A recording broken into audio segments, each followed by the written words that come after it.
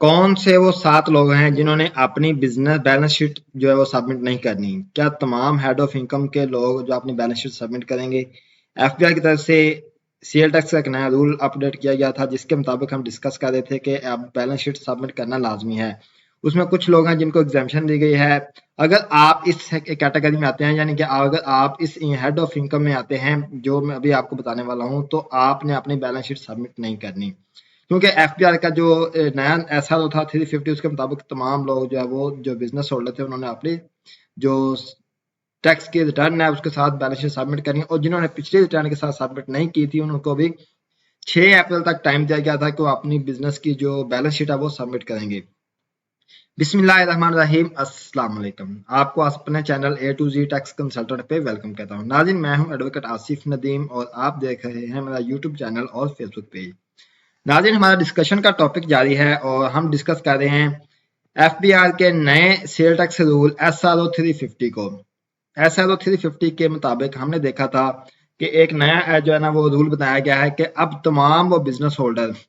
जिन्होंने अपनी टैक्स की रिटर्न के साथ बैलेंस शीट मेंशन नहीं की थी वो अपनी बैलेंस शीट 6 अप्रैल तक सबमिट कराएंगे एफबीआर को। वो मैनुअल सिस्टम था, अभी कुछ दिनों के बाद मे बी कि आपको ऑनलाइन एफबीआर आईएस पोर्टल के ऊपर जो है वो फॉर्म मिल जाए, क्योंकि ऑनलाइन फॉर्म जो उसकी ज्यादा ऑथेंटिकेशन है बजाय इसके कि आप मैनुअल सिस्टम पे जाएं।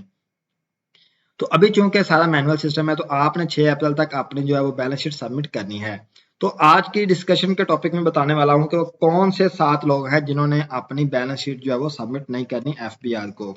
तो चलें डिस्कस करते हैं। सबसे पहले आपके पास है जी सैलरी पर्सन, यानी कि अगर आपकी इनकम सैलरी से आप जो जॉब होल्डर हैं तो आपने भी अपनी जो है वो बैलेंस शीट सबमिट नहीं करनी। सेकंड नंबर पे आता है आपके पास रेंटल इनकम, यानी कि अगर आपकी जो इनकम है सालाना जो इनकम है जो आपकी फाइलिंग रिटर्न फाइल करें उसमें जो आप अपनी इनकम शो करें वहाँ पे रेंटल इनकम यानी कि इनकम फ्रॉम प्रॉपर्टी है, यानी कि इनकम फ्रॉम प्रॉपर्टी मतलब रेंट की इनकम है, या फिर आपके पास ये दोनों इनकम है, तो फिर भी आपने अपनी जो बैलेंस शीट वो सबमिट नहीं करनी है एफबीआर को। इसके अलावा अगर आपको बैंक प्रॉफिट मिल रहा है, यानी कि आपने कोई बैंक के अंदर आपने को पैसे रखे हुए हैं, आप उसके ऊपर प्रॉफिट मिल रहा है, आपका सोर्स ऑफ इनकम सिर्फ वही है, बैंक का प्रॉफिट है, तो आपने फिर भी अपनी बैलेंस शीट जो है वो एफबीआर को सबमिट नहीं करनी 6 अप्रैल तक। इसके बाद अगर आपने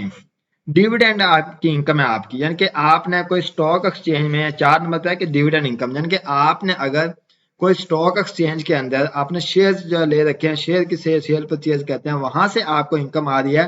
तो फिर भी आपने अपनी बैलेंस शीट सबमिट नहीं करनी। देन वो तमाम कंपनीज 5 नंबर पर कंपनीज वो तमाम कंपनीज जिनका शेयर होल्डर 1 है, यानी कि एसएमसी प्राइवेट लिमिटेड जिनका एक शेयर होल्डर है, उनके लिए भी लाजम नहीं है कि वो अपनी 6 अप्रैल तक बैलेंस शीट सबमिट करें एफबीआर को। यानी कि अगर आपकी कंपनी एसएमसी प्राइवेट लिमिटेड है जिसका एक शेयर होल्डर है, तो आपके लिए भी लाजम नहीं है कि आप जब वो अपनी बैलेंस शीट सबमिट करेंगे चाहे आप जिस भी कैटेगरी में आते हैं। और नेक्स्ट, अगर आप मैन्युफैक्चरर हैं, आप मैन्युफैक्चरिंग करते हैं किसी भी चीज की, तो यानी कि आप रॉ मटेरियल उठा के आप उसके आगे वो प्रोडक्शन करके फिर आप देते हैं, तो फिर आपके लिए ये भी लाजम है कि आप अपनी बैलेंस शीट सबमिट नहीं करेंगे 6 अप्रैल तक। और लास्ट कैटेगरी वो है कि अगर कोई भी बिजनेस होल्डर जो कि सेल टैक्स में रजिस्टर्ड नहीं है, मतलब कि अगर कोई कॉटेज जो है वो इंडस्ट्री है उससे रिलेट करता है या फिर टीआर से जो है वो 6 से रिलेट करता है, यानी कि वो पर्सन जो कि सेल टैक्स के अंदर रजिस्टर्ड ही नहीं है, उसके लिए भी लाजम नहीं है कि वो अपनी बैलेंस शीट जो है वो सबमिट करे एफबीआर को। अब ये जो बैलेंस शीट है इसको सबमिट करना क्यों जरूरी था, ये हमने लास्ट लेक्चर में देखा था कि इसमें तकरीबन कोई 1.3 बिलियन की जो है